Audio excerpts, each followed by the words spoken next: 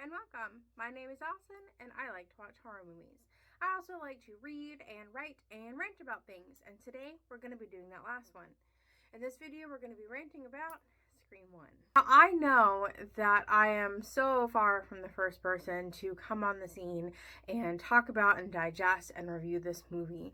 It has been done to death, basically. I won't be the last one. There will be people that come in after me and do it.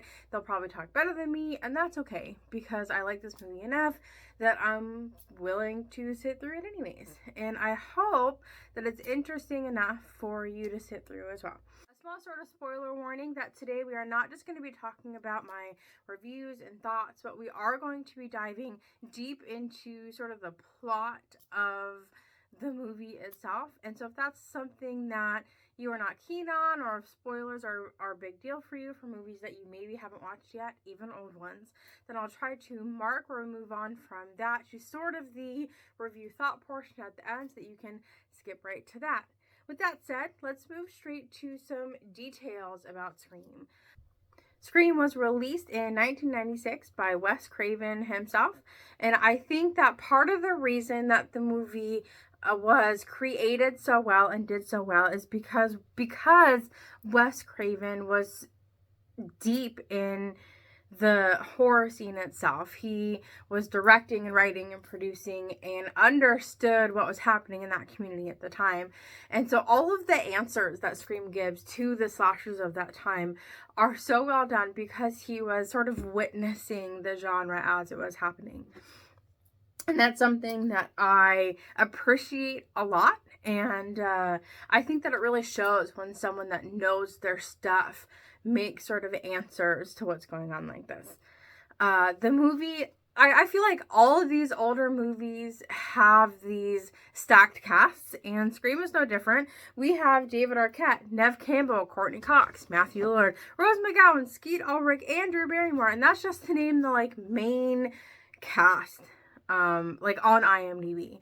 Not even anyone that didn't go on to do as many big roles or anything. So we have a lot of people in there that jump started from this movie. Moving from that, we have my breakdown of the plot. So buckle in, because while Scream 1 is supposed to be a parody of these slashers of the time, it is also a horror movie itself. So it goes through all of the beats, and we're gonna cover them. Scream opens up with what I feel like is a really iconic scene. It's one that you sort of expect of a horror movie, especially the slashers of the time. There is a thin blonde teenager who is home alone, played by Drew Barrymore. His character name is Casey Becker. She is making popcorn on the stove, hanging out. No one's there, of course, because there are never parents home in the horror movies ever, but especially back then. She gets a phone call, and there's a couple of starts and stops to the phone call, but this leads to one of the most persistent things in the Scream genre and in the parodies and even in some of the adjacent movies and pop culture that was going on at the time. And that is the person on the phone call asks Casey Becker, Drew Barrymore, "What's your favorite scary movie?" And I can guarantee, even if you don't watch horror movies, you have probably heard this line before. He also says it in what becomes just the ghost face voice of all of the Scream movies. It just completely persists and becomes sort of its own identity in the movie, aside from Scream 4. But that is a completely separate conversation. So what we witness is that Casey stays on the phone long enough, not entirely by her choice, she is threatened a couple of times if she hangs up, to watch the person on the other line start to really toy with her. We find out that her boyfriend is tied up outside in a chair, even though she tries at first to lie about whether or not she has a boyfriend.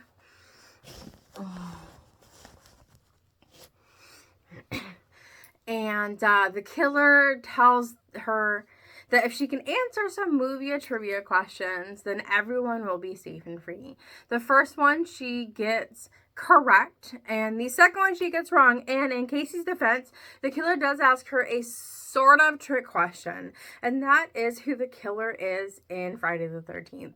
And this is I feel like easy to get wrong because we all know who the killer is in the franchise, but in the first movie, it sets up something different, and it doesn't really change until the end of that movie or going forward. So Casey gets that wrong, and we watch her boyfriend become the first bloody victim in the Scream 1 movie. After that, we watch Casey end up outside. We watch the popcorn light on fire. We watch just everything go to hell. She's still on the phone. It's still live with the killer. And he ends up cornering her and stabbing her and making her basically unable to speak. At this point, her parents come home. Of course, they come home to find the popcorn lit on fire, and that's the first thing they deal with. And then they're wondering where their daughter is. And they pick up the phone to try and see if they can get a hold of her or something. And of course, they hear something on the other line. That lets them know that she's still home, but she can't speak. When her parents do find her, and they do find her by the end of the scene, she is hung from a tree unalive. She becomes the second victim of Scream 1. And that sets the pace for Ghostface and the way that he's killing. Is the phone calls and his knife and his costume and his voice. That is just the opening scene, mind you. It's not even a main character. And this is something that is really common in these horror movies. And so, of course, Wes Craven has to start with that as well. After this is when the movie kind of starts in full, right? We leave Casey Becker and her family, and we meet our actual main character, and that is Sidney Prescott. We watch her boyfriend, Billy Loomis, climb through her window, and we learn some things about Sidney. We learn that her mom was murdered about a year ago, kind of brutally, and there's also some other types of assault that happen. We learn that her and Billy have been kind of rocky because their once adult relationship, even as teenagers, has gone to sort of like a PG relationship. And in Sidney's defense, like, I find it hard to blame her for this, right? If you kind of witness your mom be brutally SA'd and then murdered, you're not really gonna want to like touch your boyfriend. But that's again a different sort of conversation. So in their high school, which is where we were at the next day, we also meet the rest of sort of the main cast. We meet Sidney's friends, and that is sort of in the courtyard of their high school. We have Sidney, we have her boyfriend Billy, we have her best friend Tatum, we have Tatum's boyfriend Stu, and then their friend Randy. And Randy is our resident like horror movie buff. He knows everything there is to know about horror movies, and he's the one that lets us know all the tricks and tips that villains in horror movies would use if real life were in fact a horror movie. After their day at school, we see Sidney go home to an empty house because her dad is away for business. Because apparently you don't need parents if you're a teenager. The fact that Sidney's father is out of town, though, is actually like a big plot point in the movie. That is what is blamed for her mother sleeping around, and her mother sleeping around is later blamed for a lot of other things. So they make a really big point that Sidney's dad is going out of town, and he's in like 3 seconds of a scene, and then he's gone. So Sidney's at home alone, and she's scared because someone from their high school just died. And she's waiting for Tatum to come pick her up and wait for after practice. But Sidney, before she's able to be picked up, she gets the phone call. This is Sidney's first encounter with Ghostface in the movie. She hears the voice, she hears the questions, she gets the threatens, and it escalates right there. The villain gets into her house and chases her around for a little while until she gets herself in her bedroom that has a closet door that can block her bedroom door from opening. So she does that, and who should come through her bedroom window but Billy? Which somehow, this scares away the killer. We don't see the killer again after Billy comes through the window, and we see a cell phone drop from Billy's pocket. And just like you might be a little bit suspicious at the moment, Sydney absolutely was. Spooked as spook could be, she instantly lets the police arrest her boyfriend for trying to kill her. And potentially, remember, killing 2 other people. So it's not like just a prank gone wrong at this point. Next we go to the police station, and there's a lot of back and forth between like the cops and parents and Sydney and Billy and all of this stuff that's going on. But what's important here, aside from all of that, is actually that once outside the station, Sydney confronts Gale Weathers. Gale Weathers is a journalist who has covered her mom's death, who covered the trial of the man that Sydney said, "This is who I saw do it." And it's really just in Sydney's face about all of this all the time, trying to get a scoop and trying to write books and trying to make herself famous off of Sidney Prescott's life and like her family's life. And it's at this point that Sydney does one of my favorite things in the movie and in the franchise, and that is she clocks Gale's face. She just straight punches the woman. And I have a tally for this on future Scream movies, but that is, we will get to that more later. Right now we are at 1 for 1 of Gale Weathers getting punched in the face. That night, Billy spends the night in jail because he's just sort of been accused of maybe trying to murder someone. And Sydney spends the night at Tatum's house. Now, Tatum's mom is actually home. Good for fucking her. And Sydney receives a phone call from the killer. And so, of course, Tatum runs into the room and Tatum's mom runs into the room. And there's threats, but nothing happens. And then that's the end of it. But what that does is it lets Billy go free the next day and like come back to school, right? Because he can't be the killer. The killer called Sydney.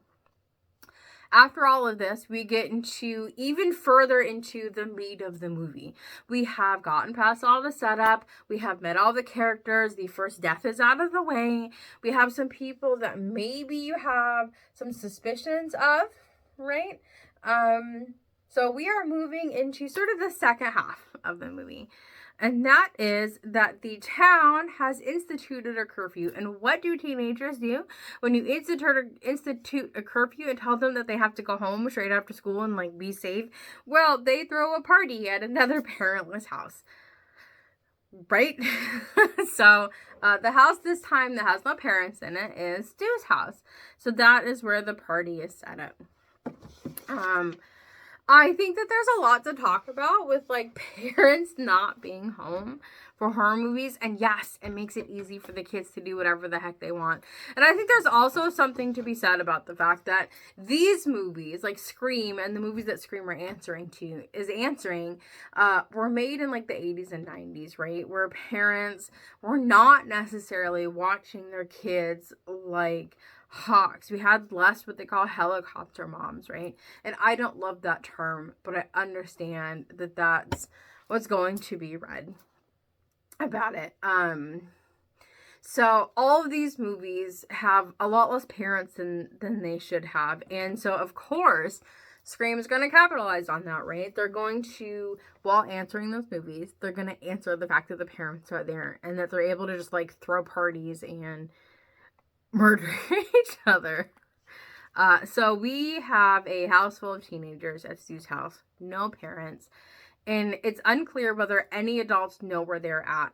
At one point during this party, Gale Weathers pops in with Dewey, who's one of the cops of the town, and they look around at the house full of teenagers breaking curfew, and they're like, yeah, this is cool. Gale sets up a camera, Dewey leaves to hang out with Gale, and that's it. We're back to the kids.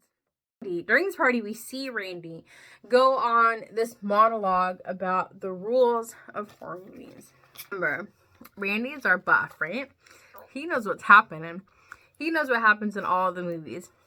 He's seen Jamie Lee Curtis be the final girl over and over and over again. He knows what's up.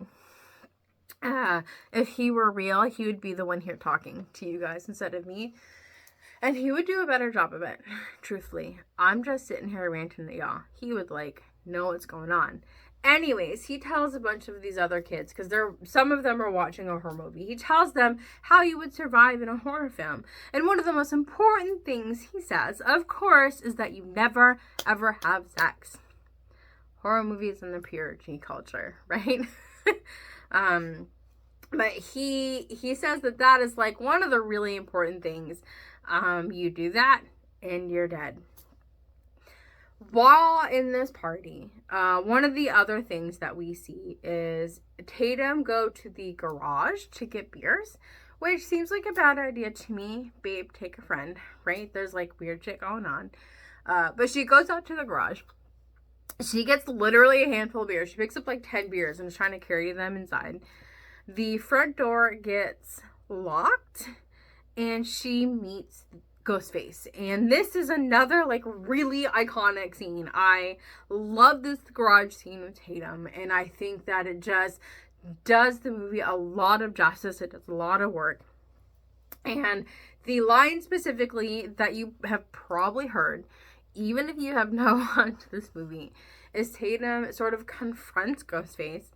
And she's like, do you want to play psycho killer? And so Ghostface nods because she thinks it's just a joke. She thinks it's just one of her friends, like, having a laugh, right? Because that's what teenagers do. They prank each other and they dress up as serial killers, right? So she says, you want to play psycho killer? He nods. She says, am I supposed to be the helpless victim? He nods. And she says, no, please don't kill me, Mr. Ghostface. I want to be in the sequel. And I feel like the audio clip of this that goes around cannot be overdone. And I feel like in and out of context, it's just a really good clip. After this statement, though, we do see Ghostface manage to unalive Tatum. And the way that she goes is she tries to run away. She loses all of the beer. And she tries to climb through a doggy door, through the garage door. And so, of course, Ghostface is, like, at the front door still. And he pushes the little button. And the garage door rises up. And guess who's stuck in the fucking doggy door? Because, ma'am, you are a, like, 16-year-old person. Adult. Human. Not adult. And that it's like a doggy door for, like, a chihuahua. So she dies up there, still hanging halfway in and halfway out of the doggy door, and is just left there for like several scenes and not found until later. So I really enjoy the garage scene of Scream, but we gotta go back inside. Inside, after the lecture, after the Tatum scene, we see Sidney and Billy together again. Billy comes back, makes eyebrow motions at Stu, and him and Sidney decide to go upstairs. Stu's mother's bedroom, because of course they do. What good are parents if not to leave and let you do things in their bedroom, right? I look forward to the day. Anyways, their goal is to try to sort of repair the shaky ground that they're on, right? Because, like, Sydney's not having sex with Billy, and she tried to, like, blame him for trying to kill her, and he spent a night in jail, but he's been being a dick, so they need to talk. Not only do they talk, but they decide to finally conjugally repair their relationship. Sydney gives in, and they do the thing right there in Stu's mother's bed, because what other use is there for parents? When they are done with that, Sydney makes what I feel like is a remarkably late connection, right? She's sitting there putting her pants on and her shoes, and Billy's in some other corner getting dressed. And Sydney's thinking to herself, and she says, who did you call with your phone call that night that you were in jail? And he answers his dad, and she's like, that's not right, because your dad was there. And she's mulling it over, and he has sort of a tepid reaction to her. He doesn't know what to say, clearly. And she basically says, you know, I was just thinking about it, because if it were me, if I was trying to get away with murder and I was put in jail, I would use my one phone call to call the person that accused me. I would call myself. And that would make like a whole alibi for myself, right? I'd get out of jail that way. And Billy reacts to this, but before we can really see that conversation go forward any further, the bedroom door flies open. Ghostface comes in and stabs Billy. So, like, of course, Billy can't be our killer, right? Sidney really is just overreacting, which is the vibe that she gets, like, over and over and over again. But, like, Billy just got stabbed by Ghostface. So, he's out for the count, right? That brings us outside. And it sets off, like, this sort of bloody chase. In the movie, we are seeing what Gale is doing, and we are seeing what Dewey's doing. And there has been another murder by Ghostface, and that is of Gale's cameraman. And so when Sidney's running outside and trying to get away from Ghostface, and a lot of the other kids have actually sort of left at this point, we see Gale have to swerve her news van in order to not hit Sidney, and she hits a tree, and Dewey is, like, incapacitated at the moment. Things look like sort of bleak for Sidney in that moment. She's being chased by Ghostface again. She can't get away from all of this. It's sort of starting to seem like she is the center of it at this point, because Ghostface has come after her several times, right? It's sort of following her. And that is with, like, her mom is murdered too. So it's this emotional storm amid trying to survive for her life. Sidney ends up back inside. And at the door, we have Randy come through and Stu come through, who are both doing whatever outside.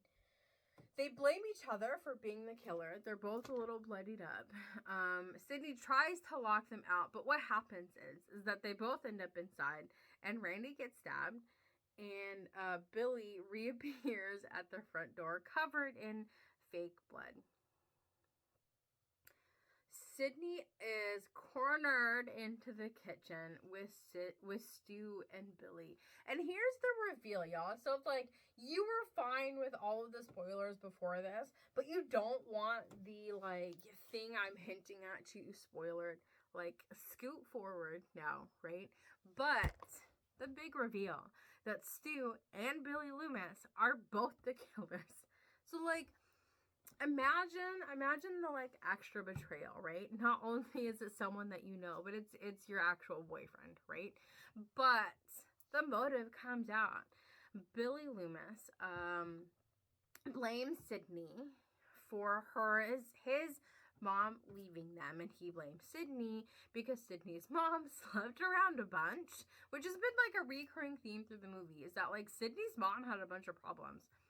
Sidney Prescott's mom slept around, right? And that caused Billy's father to be separated from Billy's mother, because that was one of the relationships that were had. Now, Stu just is, like, along for the ride. And Stu is Matthew Lillard, by the way. I don't really talk a lot about the names of, like, the actors aside from Drew Barrymore. But Matthew Lillard is just standing there looking psychotically goofy, and I feel like this is, like, his role, right? Allow me to yell at you for a minute. That is, like, prime Matthew Lillard territory. Anyways, she's cornered in the kitchen, and like I said, there's this, like, huge emotional storm happening, right? Billy is talking about the fact that they killed her mother and blamed someone else for it, and that is what Sidney has been dealing with, and now she's face down with dying herself. Not only that, but we discover in the scene that her father is tied up and duct taped in a closet of this house that they're in. For how long? We don't know. We never find that out. Just some unmarked length of time this man has been tied up in the closet. He gets pulled out. They're all in the kitchen. Billy stabs Stu. Stu stabs Billy. One got stabbed worse than the other. I'll let you take a second to guess who. Stu got stabbed worse. He got stabbed in, like, the gut twice. And Billy got stabbed in, like, the side and shoulder. One of those was a lot more careless than the other. Billy don't give a fuck. Billy's on a mission, right?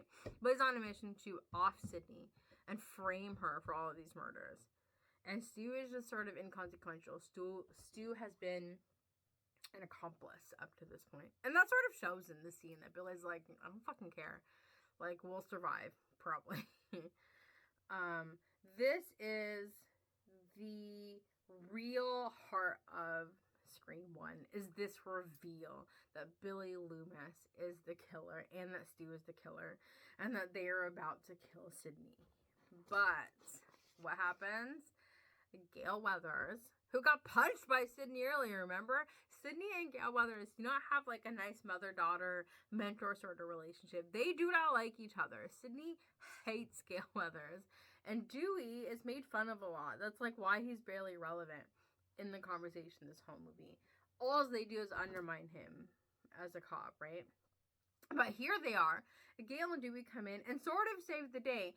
They switch the sort of momentum of what's happening in the kitchen in a way that Sidney and Gale and Dewey can overtake Billy and Stu. So what happens here is that Stu ends up offed by a TV, because it's not the TVs like we have today, right? It's TVs of the 1990s that are big and heavy and bulky and lands on his face and there's like sparks and shit. Stu's out of the picture. Sidney gets the upper hand on Billy and has to do it like several times. They have to like stab and shoot him several times before he goes down. And then Sidney and Gale are like, yay, we survived. And then again, we have forgotten about Sidney's dad. He's like in the closet again, tied up. So they finally pull him back out and untie him. And these are the people that are not just our final girl. Sidney is undoubtedly the final girl of Scream 1. But it's not just her. And I feel like that was also Wes Craven being like, yes, we will give you what you want. But like, y'all, it doesn't just have to be this one chick that like survives out of an entire town, right? It's a lot of layers packed in here. But that is our synopsis of Scream 1. After that, they're just like standing outside and like sitting in ambulances or whatever. It's done. So we move to my thoughts and review.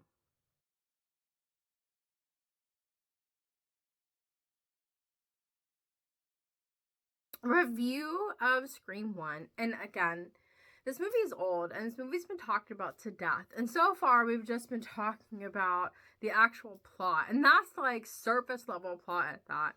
Because I'm not getting into the like every single step that they make. You don't want to be here for like an hour and a half listening to me talk. Any more than like you want to go. Like you might as well just watch the movie at that point, right? Surface level. But that's what we've been doing.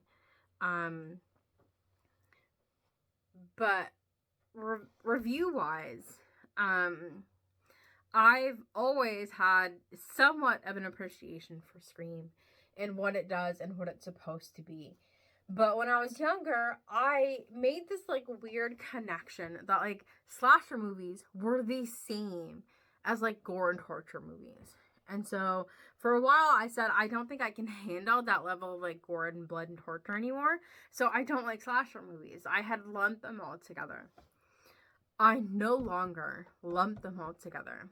And some of my favorite horror movies are slashers, like Scream and the entire franchise. Like Nightmare on Elm Street, right? Like the Chucky movies. These are all slasher films, and I love them. Having come to that realization, and then rewatching Scream, I rewatched it recently with my husband, I had an even deeper appreciation for Scream, and just like every sentence and every beat of the movie was so calculated and intentional and spot on. If you can stomach slashers to like any degree, Scream is absolutely worth watching. It did release in 1996, like I said at the beginning of the video. So it's not new, but in my opinion, it aged really well. The movie still stands. They didn't use a lot of like special effects. So there's not a lot of CGI that didn't age well like some movies do. This one I feel like will continue to be watchable. Scream, like I said, is one of my favorite horror movies, and I will continue to watch it, and I will continue to talk about it. If you've made it all the way to the end of this, thank you. I appreciate it. I know that this was a lot of me rambling, And I know that I can get a little screechy and a little yelly, and I don't know that that's part of my charm, but it's not going anywhere. So if you'd like to hear me screech and rant about more movies in the future, then come check back and maybe hit some of those buttons. Thanks.